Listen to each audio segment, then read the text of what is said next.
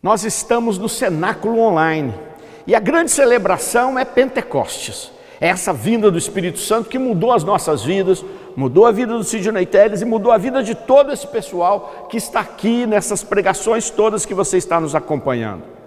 E eu fiquei com uma missão maravilhosa de falar de um texto dos Atos dos Apóstolos, e você que está nos acompanhando sabe que todas as pregações tratam-se dos Atos dos Apóstolos, mas de forma muito especial nós queremos falar, eu quero falar com você sobre o texto dos Atos dos Apóstolos, aonde São Paulo convida o carcereiro à conversão dele e de toda a sua família. E é por isso que eu quero primeiro fazer com que a gente possa compreender toda esta missão. Atos dos Apóstolos foi escrito pelo discípulo Lucas. Discípulo Lucas acompanhou Pedro, discípulo Lucas acompanhou Paulo. Discípulo Lucas era um estudioso, médico, tinha metodologia, ele acompanha todos os evangelhos sinóticos para poder ver como Mateus trata os assuntos, como Marcos trata os assuntos, ou a fonte que eles tinham. E é impressionante como Lucas vai dizer que ele escreve este livro para, através do Espírito Santo, revelar Jesus. Os Atos dos Apóstolos é um livro de revelação. E ele revela Jesus. Porque é isso que o Espírito Santo faz na nossa vida. Ele nos faz descobrir Jesus, se encantar com Jesus, experimentar o amor de Jesus e amar Jesus. Mais importante que tudo, a gente experimenta o amor de Jesus por nós. Eu fiz questão de poder pegar esse texto um pouco mais longo e lê-lo para que a gente pudesse compreender toda a dinâmica dessa narrativa de São Lucas, uma narrativa fundamental. Vale lembrar que trata-se de São Paulo na prisão junto com o seu companheiro Silas. Silas entra nas missões depois que Marcos abandona a missão. Marcos, muito jovem, não aguentou a pegada. Às vezes as pessoas podem dizer, como você vai falar uma coisa dessa? Não, eu estou falando uma grande verdade. Marcos entrou muito cedo na caminhada. Marcos estava no dia em que Pedro sai da prisão, milagrosamente as portas se abrem, os carcereiros ficam cegos, São Pedro sai pelas ruas e vai encontrar a comunidade rezando por ele que estava preso na casa da mãe de São Marcos.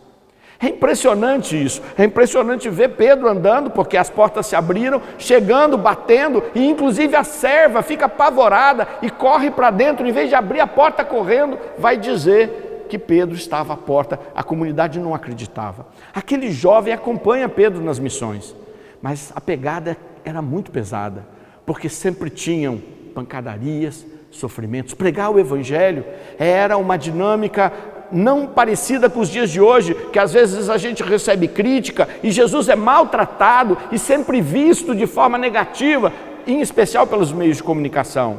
Naquele tempo, a forma negativa era vara no lombo. Essa é a realidade. Nós vamos ver prisões em diversos momentos nos Atos dos Apóstolos. Era o cotidiano daqueles pregadores, e São Paulo mesmo vai passar por várias delas e ao final vai ficar preso lá em Roma, ali sendo servido por um buraco no teto, ainda recebendo pessoas, até o dia em que ele é decapitado e aonde quica sua cabeça nascem 3 fontes d'água. Estive lá na Basílica de São Paulo, fora dos muros, e é extraordinário o sentimento poderoso do que aconteceu com este homem de Deus. E eu por isso queria que a gente pudesse compreender que Lucas, ao narrar todos os Atos dos Apóstolos, com a sua metodologia, com a sua pesquisa, tinham muitos objetivos. E entre os objetivos que ele tinha, era em todos os momentos mostrar o que era ser um verdadeiro apóstolo, o que eram os atos dos primeiros apóstolos e qual é o chamado para cada um de nós que estamos sendo chamados a sermos apóstolos. E aí é preciso entender esse texto. Muita gente, quando pega esse texto, e eu já estou dizendo aí, pelo menos o chavão da minha pregação, crê no Senhor Jesus e será salvo tu e tua família, ou na outra tradução, na tradução da Bíblia Ave Maria, crê no Senhor Jesus e será salvo tu e tua casa. Em cada uma delas, a impressão que dá é de que eu falo, sim, Senhor Jesus, eu aceito você na minha vida, e automaticamente a minha família toda está convertida, a minha família toda está voltada para Deus. É não compreender esse texto da Escritura que eu gostaria de apresentar para você. E gostaria de apresentar mergulhado nessa ação poderosa do Espírito Santo, porque nós estamos num cenáculo de Pentecostes, e é por isso que não dá para falar sem que o Espírito Santo haja em nós. Por isso, mergulha na ação de Deus agora. Esteja onde você estiver, do Brasil e fora do Brasil, e deixe o Espírito Santo começar a agir no teu coração, para que você saiba que sem a ação do Espírito, as palavras são levadas pelo vento. Sem a ação do Espírito, isso se torna letra morta, é mais um livro para ser estudado, criticado, analisado, já analisado por tantas pessoas e tantos historiadores. Não, isso é palavra viva, e a palavra só é viva porque o Espírito Santo dá vida para ela. Foi para isso que Lucas escreveu, e é o que ele diz aí, logo no capítulo 1, do versículo de 1 a 4, que ele escreveu isso para que o Espírito Santo revelasse Jesus. Quero compartilhar com você esse texto. Se você puder pegá-lo, se quiser acompanhar, está nos Atos dos Apóstolos, no capítulo 15, no capítulo 16, versículo 16, até muito bacana, capítulo 16, versículo 16, e diz assim: certo dia, quando íamos à oração, eis que nos veio ao encontro uma moça escrava, que tinha um espírito de adivinhação, a qual com as suas adivinhações dava muito lucro a seus senhores. Pondo-se a seguir a Paulo e a nós, gritava: estes homens são servos de Deus Altíssimo, que vos anunciam o caminho da salvação. Repetiu isso por muitos dias. Por fim, Paulo enfadou-se. Voltou-se para ela e disse ao espírito: ordeno-te em nome de Jesus Cristo que saias dela. E na mesma hora ele saiu. Vendo seus amos que se lhes esvaecera a esperança do lucro, pegaram Paulo e Silas e levaram-nos ao foro, à presença das autoridades. Em seguida, apresentaram-nos aos magistrados, acusando: estes homens são judeus, amotinam a nossa cidade e pregam um modo de vida que nós, romanos, não podemos admitir nem seguir. O povo insurgiu-se contra eles. Os magistrados mandaram arrancar-lhes as vestes para açoitá-los com varas. Depois de moerem os dois de pancadas e encheram-lhes de chagas, meteram-lhe na prisão, mandando ao carcereiro que os guardasse com segurança. Este, conforme a ordem recebida, meteu-os na prisão inferior e prendeu-lhes os pés ao cepo. Pela meia-noite, Paulo e Silas rezavam e cantavam um hino a Deus, e os prisioneiros os escutavam. Subitamente sentiu-se um terremoto tão grande que se abalaram até os fundamentos do cárcere. Abriram-se logo todas as portas e soltaram-se as algemas de todos.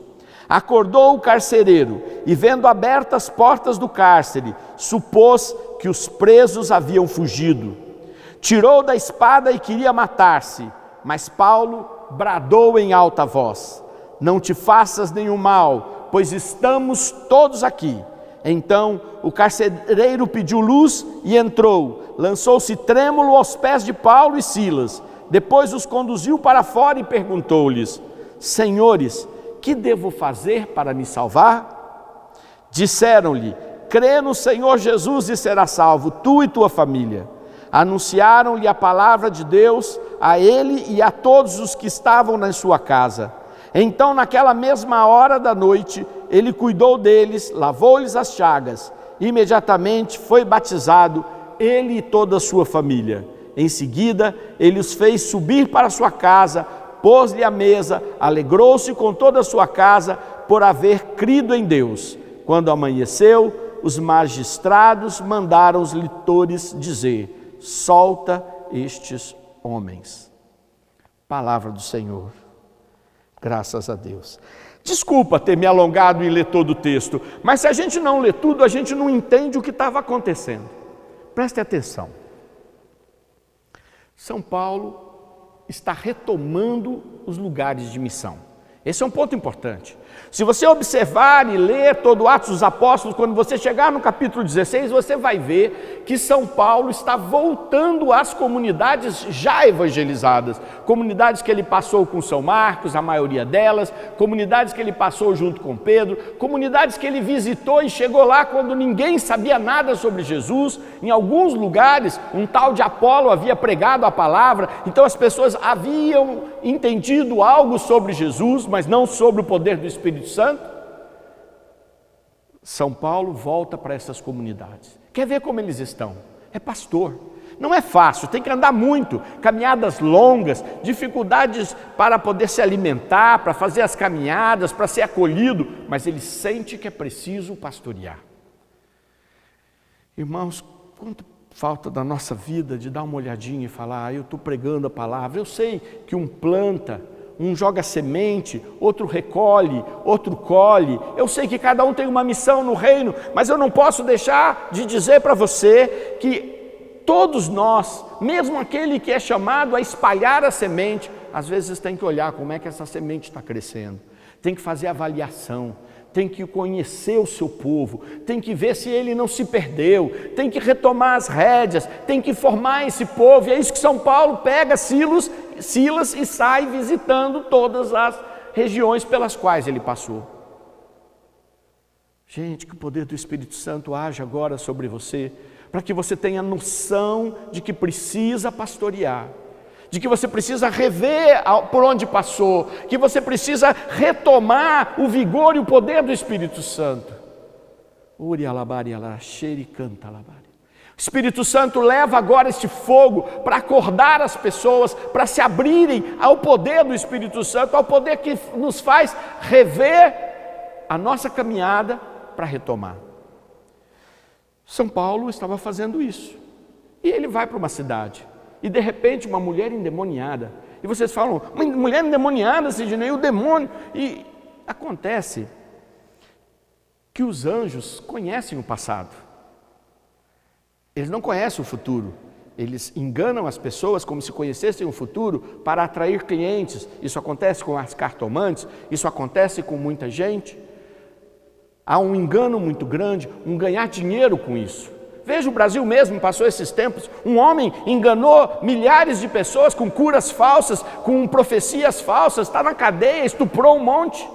Tem até um episódio interessante, eu e Reinaldo Bezerra estávamos indo para o Japão pregar, no Japão, o Encontro Nacional da Renovação Carismática Católica de Língua Portuguesa, promovido pelos imigrantes que estavam lá. Tivemos também uma pequena reunião com os próprios japoneses da Renovação Carismática Católica, num pequeno momento.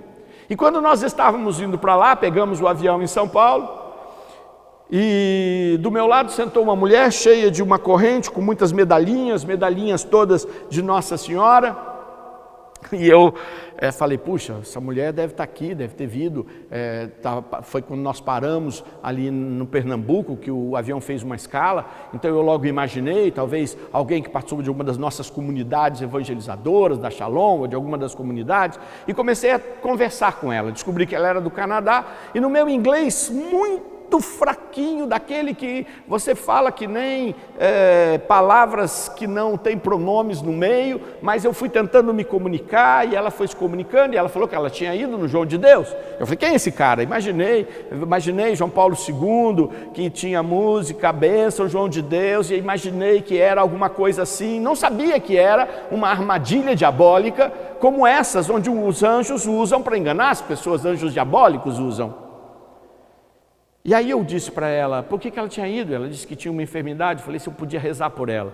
Reinaldo se lembra, porque ele ficou rindo de mim, porque eu resolvi rezar pela mulher, e quando eu rezei, teve uma manifestação, e ela começou a rodar, e o Reinaldo dando risada, e vindo os tripulantes, e os tripulantes tiraram ela dali, e no final das contas, ela não queria vir por nada no mundo, ela tinha que voltar para a cadeira, para o avião poder parar em Los Angeles, e aí, de jeito nenhum ela aceitava, ela grudava na cadeira lá atrás, eu olhava para trás, Reinaldo rindo do meu lado, a mulher grudada lá, e ele falava, vai, bobo, quem mandou você rezar por ela? Quem mandou você querer se meter no que você não conhecia? Pois o diabo, ele é assim. ele se utiliza do conhecimento do passado para enganar as pessoas. E por que ele sabe o passado? Porque ele tem a ciência, o conhecimento, não de todas as coisas, porque só Deus é onisciente, conhece tudo, e o futuro e o Espírito Santo conhece, mas o diabo sabe e usa as informações que ele tem de nós sendo anjo. Pois aquela mulher saía gritando, e com isso deixava São Paulo e Silas numa situação difícil, porque eles iam encontrar a comunidade para pastorear, para ver como estava o andamento, como é que o evangelho estava crescendo, como é que os anciãos estavam levando esse poder do Espírito Santo e essa mensagem de Jesus Cristo. Mas aquela mulher ia sabendo que ao expor a missão deles, mesmo dizendo uma grande verdade, estes homens são homens de Deus e eles são homens escolhidos por Jesus, ela dizia verdades, mas muitas vezes o diabo usa a verdade para nos colocar em situação difícil. Muitos dias São Paulo aguentou, a gente não aguenta. Quando somos provocados, perseguidos e injustamente falam de nós, ou muitas vezes falam verdades, mas eles dão uma conotação totalmente para nos humilhar. Eu me lembro até hoje, em um Pentecostes, onde nós nos vestimos de túnicas, e na celebração de uma tarde de louvor, nós saímos no meio do povo, fazendo a efusão do Espírito Santo, impondo as mãos sobre as pessoas, com uma túnica, relembrando o dia de Pentecostes. Nos reunimos depois, oramos todos em línguas, e um repórter fotografou tudo e fez a capa do jornal da cidade, como se nós fôssemos malucos. Ele não mentiu, a notícia jornalística dele era verdadeira, os fenômenos, as entrevistas que ele fez eram verdadeiros, as pessoas davam testemunho de mudança de vida, de terem sido tocadas, de chorarem, de sentirem curas. Mas nós, vestidos de túnicas, na capa do jornal, foi difícil para a gente poder sair na nossa cidade e andar no meio da rua.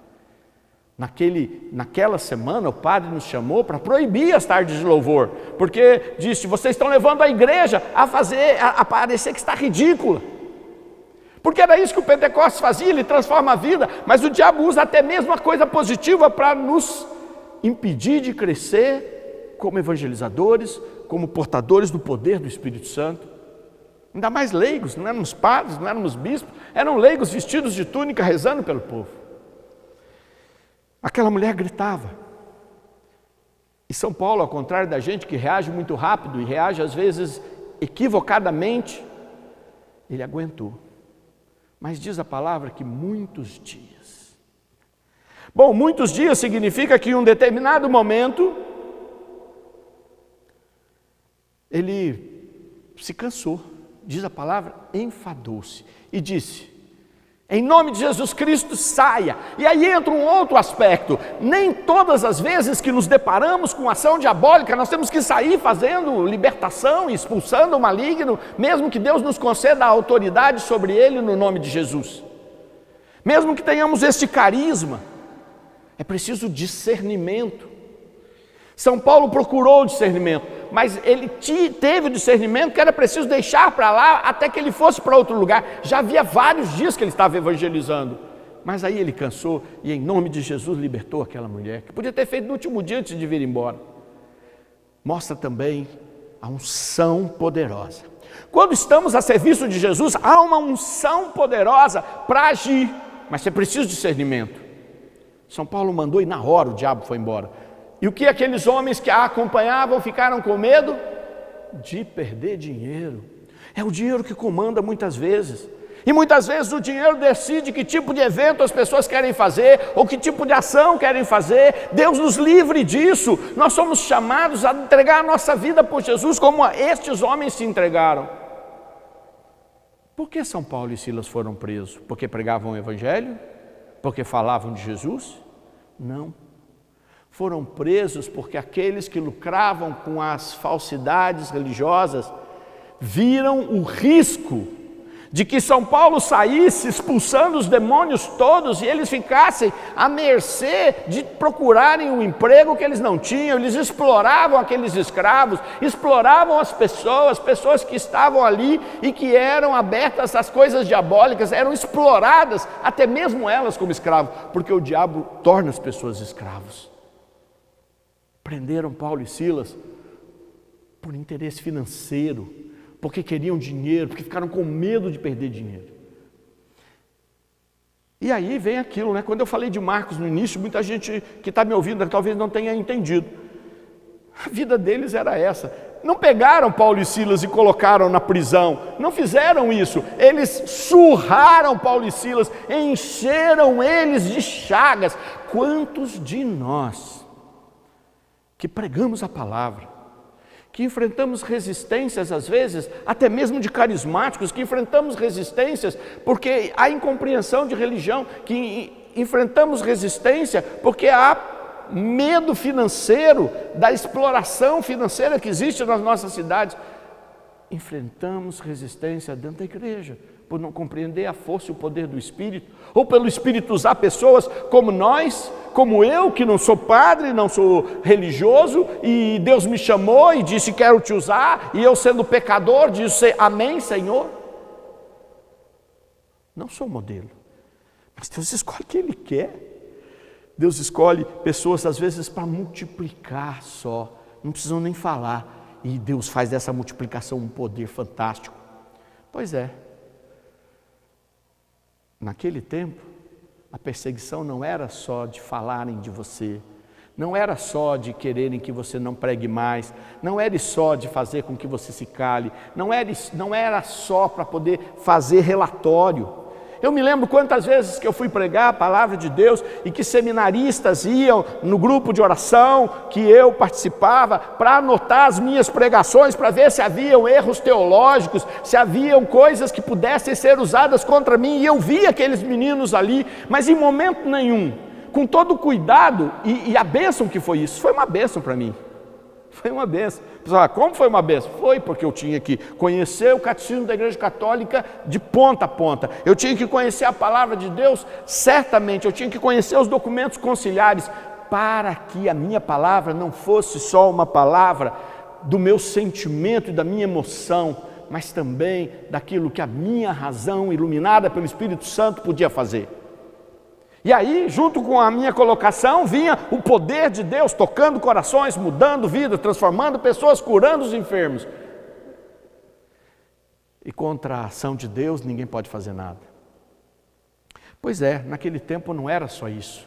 Naquele tempo era vara no lombo, pancada mesmo, se enchiam de chagas. Quando colocaram São Paulo e Silas na cadeia, ainda mandaram cuidar muito, amarraram seus pés no cepo, gente, amarraram suas mãos com algemas, deixaram eles muito bem presos, e ainda com certeza cheio de moscas, por causa do sangue, das pancadas, das chagas, do sofrimento. São Paulo era um homem digno, com recursos, cidadão romano. Silas, um judeu de carteirinha, certamente cheio de orgulho, não tanto quanto São Paulo, que era judeu e era romano, tinha cidadania romana, mas não ficou chorando.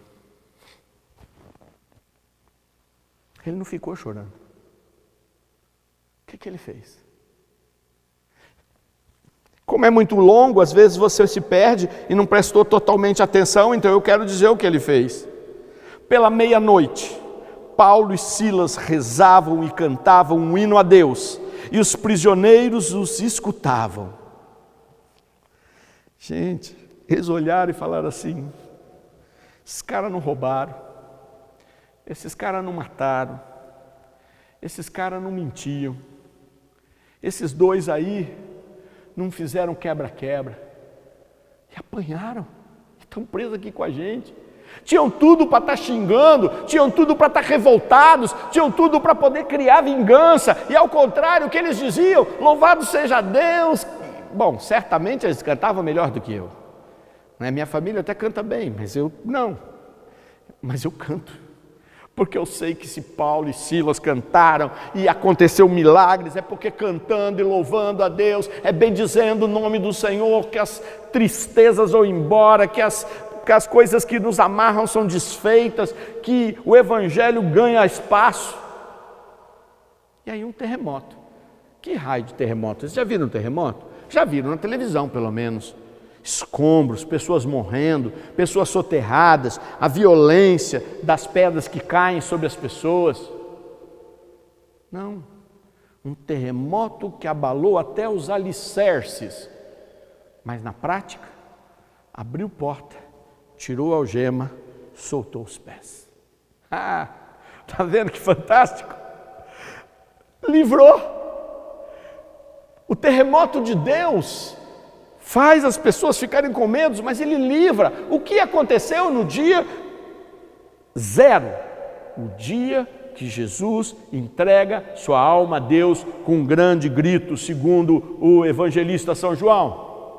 Os mortos saíram do sepulcro, os sepulcros foram abertos e os mortos saíram para fora e muitas pessoas os encontraram nas ruas. É isso.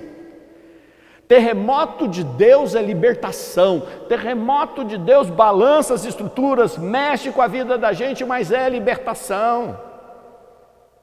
Quem aqui já teve uma experiência com Deus sabe que terremoto mexe com a vida da gente?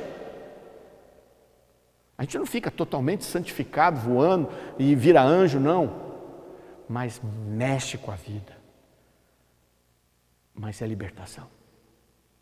E essa libertação foi tão poderosa que os presos não saíram fugindo. O que acontece?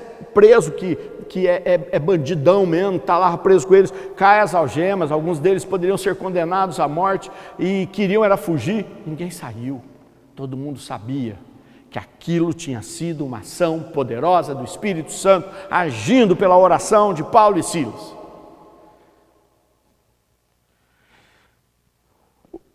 O carcereiro se apavorou. O que ele quis fazer? Tirar a sua vida. Quem tem Jesus, vê tudo cair e sabe que vai vir o terremoto salvador. Quem não tem Jesus e o seu Espírito, se apavora. E é por isso que a gente tem que contar para as pessoas a maravilha que é Jesus. Paulo e Silas estavam lá porque se opuseram àqueles homens que viram o medo de perder dinheiro. Os presos sabiam que o louvor de Paulo havia atingido a Deus e ficaram com um temor de Deus. O carcereiro ficou preocupado que todos tivessem fugido e preferia tirar sua própria vida. E aí entra o poder. O que São Paulo podia ter feito? Aquilo que Pedro fez, saído pela porta, com um anjo junto, ido para algum lugar. Não, São Paulo corre e salva a vida daquele homem e diz: não te faça mal algum, porque nós estamos aqui. Nós não fugimos, não se mate. Por isso é que a ação do poder do Espírito Santo tem que nos levar a sermos luz para quem não está com esperança, para quem perdeu a esperança, para quem acha que não tem saída, para quem acha que perdeu tudo. A única esperança é Jesus. Tem gente que quer Jesus para que as suas contas fechem de novo, para que aquela situação financeira seja reposta. Não, irmã, não, irmão, não importa isso. Que Jesus levante a sua vida financeira, mas o que te faz é a certeza de que Jesus é a vitória, o resto não importa. Bom, nesta hora o carcereiro desiste de morrer e fala para Paulo: o que eu preciso fazer para ser salvo? Ele pede por ele. E aí é um ponto, muita gente fala: crê no Senhor Jesus, seja salvo tu e tua casa. Está pensando que o carcereiro foi pedir pela família dele, estava perdida. O carcereiro viu que ele estava sem esperança, que ele não levava mais esperança para casa, que ele não era fonte de amor e de Pentecostes para a vida da sua família. Então o que ele diz? O que eu preciso para ser salvo? O que eu preciso? Vocês conhecem aquela música, A Começar em Mim? A começar em mim, quebra corações. Eu sou um pequeno vaso, posso muito transbordar. Músicas antigas da renovação carismática. É isso. Começa comigo, faz eu transbordar. E aí o que acontece, gente? Esse é o ponto. Quando São Paulo diz: crê no Senhor Jesus, será salvo tu e tua casa, ele está dizendo para aquele homem que há uma saída tão poderosa que pode salvar não somente ele, mas toda a sua casa. E qual é a saída? Muita gente pensa, como eu falei no início da pregação, que eu digo, eu creio no Senhor Jesus e minha família vai estar salva. Mas eu quero que você agora preste muita atenção, porque eu quero ir fechando para você poder compreender esse texto. E diz assim: crê no Senhor Jesus e será salvo tu e tua família. Anunciaram-lhe a palavra de Deus, a ele e a todos que estavam em sua casa. Então, naquela mesma hora da noite, ele cuidou deles, lavou-lhes as chagas, foi batizado, ele e toda a sua família. Em seguida, ele fez subir, pôs-lhe a mesa e alegrou-se com eles. E no dia seguinte, os juízes mandaram soltá-lo. Olha só. Como é que salvou a família? Porque São Paulo, ao lhe dizer que o caminho era a fé, fé em quê? O que você vai acreditar? Aquele carcereiro não sabe nada, ele não conhece nada, ele conhece as religiões lá daquele local, ele conhece as histórias daquele local, ele era um homem sem esperança, um homem desesperançado, um homem pronto a tirar a sua própria vida. Mas o que ele faz então? Ele abre a sua casa para a palavra de Deus. Você quer ser salvo? Abra a tua casa para ouvir a palavra de Deus. São Paulo e Silas foram lá, pregaram para ele e para toda a sua família. O que eu rezo na minha família? Senhor, que apareçam pregadores que preguem para os meus filhos, para minhas filhas, para minha esposa. Todos precisam. Certo? Minha mulher trabalhou no primeiro encontro que eu fiz. Já tinha aberto seu coração, ainda antes de ser minha esposa. Mas a nossa casa tem que ser o lugar onde a palavra é pregada, para que os filhos creiam. Talvez muitas vezes eles vão, por circunstâncias dessa sociedade e por circunstância do tempo, vão se revoltar, vão querer fazer o contrário. Mas a palavra vai fazer o seu efeito, porque muitas vezes você vai deixar a tua casa aberta para a palavra acontecer, para o cântico acontecer, para o poder acontecer. Deixa a pregação entrar na tua casa, deixa a pregação falar com a tua casa, então serás salvo tu e tua casa. Percebam que foram batizados todos da sua família, e não disse eram crianças ou não, mas todos que ouviram a palavra e quiseram, e deixaram-se tocar, e foram abençoados. Então o que é preciso para salvar uma família inteira? Que a palavra chegue até eles. Como crerão se não houver quem pregue? E como pregarão se não forem enviados? Que o Espírito Santo nos envie a pregar para as famílias, a pregar para as casas. Muitas vezes ele fala, eu estou para pregar para a família. Quer pregar para a família? Vai onde elas estão, vai onde estão jovens, onde estão todos, e prega para todos, e anuncia para todos. Peça para as pessoas levarem a sua família inteira. Por isso, gente, eu vou dizer aqui, teve um tempo que eu cuidava de uma casa de portadores do vírus HIV, a pedido do bispo. Naquele tempo não tinham ainda os coquetéis avançados e as pessoas morriam, muitas já chegavam lá querendo perder a vida. Não tinha remédios adequados, não tinha assistência adequada no sistema de saúde. E foi naquele contexto que o bispo pediu para mim colocar uma casa, ninguém queria mexer com isso, até porque não se sabia como é que acontecia o contágio do HIV. Não se sabia que era só por relações sexuais, compartilhamento de agulhas, imaginava-se que poderia se pegar pela saliva, poderia se pegar porque sentou no mesmo lugar, porque foi no banheiro junto, havia muita dúvida. E eu assumi a casa. E aí o bispo falou, olha, como muitas pessoas começaram a morrer, ele me deu uma provisão para fazer as exéquias na minha cidade. E eu ia para lá, e aí eu ia em todos os lugares ali onde estavam acontecendo os velórios e me oferecia, porque eu tinha ido para rezar por um, rezar por todos. Quantas famílias ouviram a palavra? Quantas famílias se transformaram? Quantas famílias me encontram e dizem assim, naquele dia que ninguém foi lá, você foi lá, e você foi o único que falou palavras de verdade de Jesus, e eu saí de lá e minha vida mudou, e minha família resolveu seguir a fé e seguir a igreja. Porque a família vai e recebe, e o Espírito Santo faz o resto. Por isso a gente não pode perder a oportunidade de fazer a palavra acontecer e fazê-la no poder e na unção do Espírito Santo, para que eles sejam todos batizados. Foi assim que a família dele foi salva. Crê no Senhor Jesus, será salvo tu e tua casa, significa leva a palavra de Deus para dentro de casa. É incrível que depois, aquele homem, uma vez que foi tocado pela palavra, ele se sentiu solidário, resolveu arrumar a mesa, tratou as feridas de Paulo e Silas, que estavam todas aquelas chagas. Para ele, aquele momento foi, eu recebi algo muito melhor, eu recebi o Espírito Santo. Então, para mim lavar essas feridas, puxa, ele era um carcereiro, estava acostumado a tratar com brutalidade, a algemar, a bater, a mandar calar a boca, a espancar. E aí cura as feridas. Que transformação! Que transformação! É a palavra pregada no poder que faz isso. E São Paulo vai embora?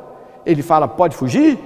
Não, São Paulo não deixa aquele cara numa fria não, volta para a cadeia, porque ele sabe que a missão estava cumprida, que o projeto de Deus estava cumprido, e aí os magistrados mandam soltá-los e eles vão para outros lugares. Irmãos,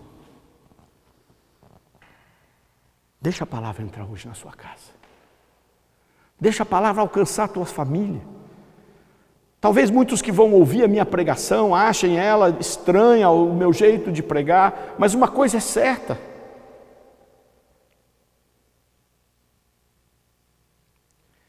Dezenas têm sido transformadas.